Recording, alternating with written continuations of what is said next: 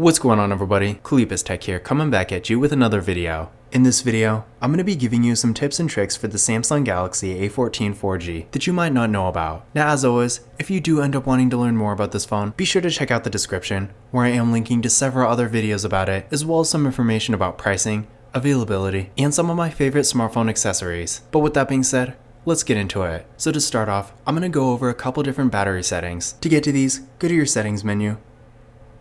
Then from here, go to battery and device care. So right here. From here, of course, go to battery. And first off, I want to talk about a feature called power saving mode. Now, you're probably not going to want to use this all the time because after all, it does limit some background features and overall it makes the phone in general a bit slower. But the good thing about this is if you're in a situation where maybe you're running out of battery, if you're like at 10% but you still want to keep your phone on, you can use power saving mode, and this is going to limit some functionality, and in return, it'll make your battery last a bit longer, giving you a chance to get to a charger. And to turn on power saving mode, you actually don't even need to go to the battery settings. All you have to do is go to your quick menu by swiping down twice from the top, so 1, 2, and power saving mode is right here. So definitely a nice feature to have. In addition to this, as you can see up here, by default on the status bar, you are going to see the battery percentage, so definitely nice to know where you're at battery wise. But if you want it to look a bit more minimalistic, you can turn it off. To do this, go to more battery settings, so right here.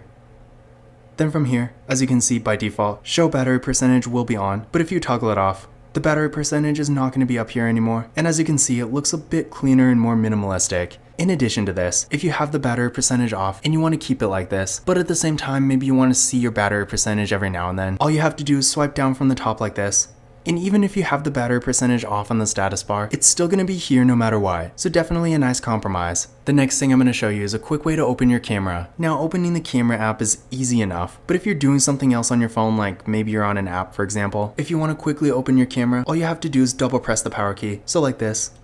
And no matter what you're doing on your phone, the camera will open right up. And the cool thing about this is it even works when the display is locked. So if we do that right now,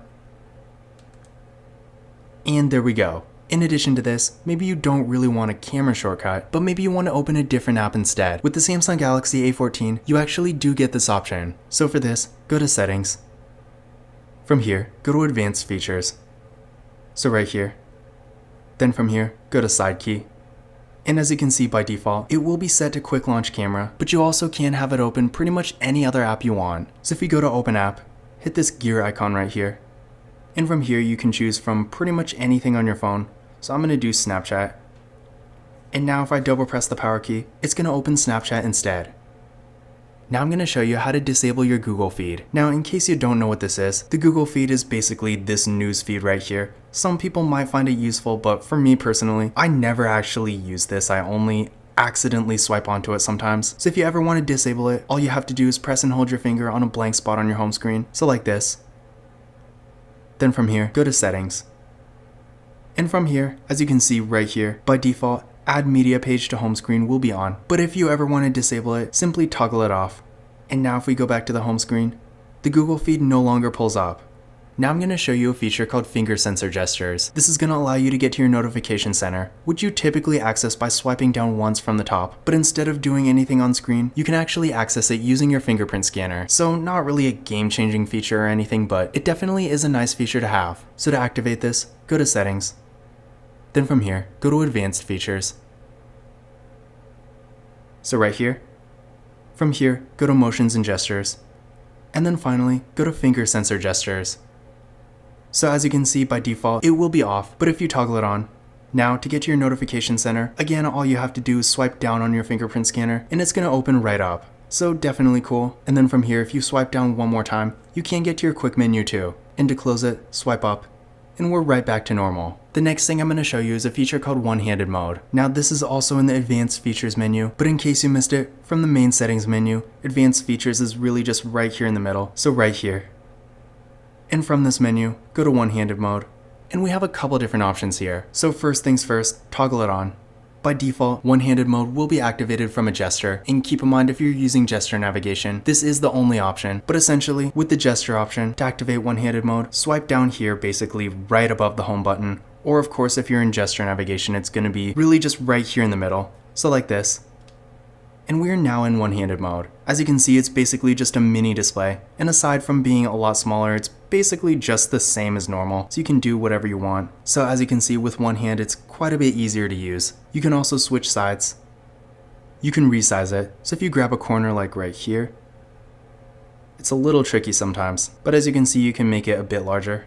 You can also move it up or down, so like this. Basically just grab this bar right here, and to go back to normal, tap anywhere on the outside. And then if you want, if you're using the normal button navigation, you can also have it activate by double tapping the home button. So if you do that, then it's just like this. And there we go. Now I'm going to show you a few different multitasking features. Now for this, there are a couple things to enable. So first of all, go to settings. From here, go back to advanced features. And then from here, go to labs. So the first thing we got is multi-window for all apps. This is basically going to enable split screen for pretty much everything. So if we do this, to go to split screen, first go to your recent apps. So here we go. Then from here, press and hold on the icon. Drop it either on top or on the bottom. So like this. And now select your second app. So I'm going to do Chrome. And here we go. From here, if you want to resize it, hit these dots right here and you can drag it up or down. In addition to this, if you do full screen and split screen view, this is basically going to hide the status bar and navigation bars. As you can see, no more navigation bar or status bar. So pretty cool. And then to get out of split screen, hit the dots one more time and drag it either all the way up or all the way down. And then aside from split screen, we also got pop-up view. So for this, do the same thing pretty much. So go to your recent apps, press and hold on the app. And instead of doing it on the top or the bottom, drop it right here in the middle. So we're now in pop-up, so it's like this little kind of window thing. From here, you can go to full screen. So if we do this, there we go. You can also turn it into a little icon. So if you hit this, kind of cool. The X right here will close it. And finally, these arrows pointing out is basically going to bring it right back to normal. In addition to this, we also have a couple shortcuts. So swipe for pop-up and split screen if we turn these on. Now to get to pop-up, all you have to do is swipe down from the corner like this. And there we go, so that's pretty cool. And then for split screen, put 2 fingers on the bottom of the screen, so like this. And then swipe up, and there we go. The next thing I'm going to show you is a feature called Dual Messenger. Now essentially this feature is going to make a copy of an eligible app, mostly just Snapchat and Facebook, and this allows you to log into multiple accounts at once. Maybe not quite as useful as it once was, considering how with apps like Instagram and I think Twitter, you can easily switch between multiple accounts anyway, but with something like Snapchat, it still is pretty useful. So to get to Dual Messenger, what you're going to do is go to settings. From here, once again, go to advanced features.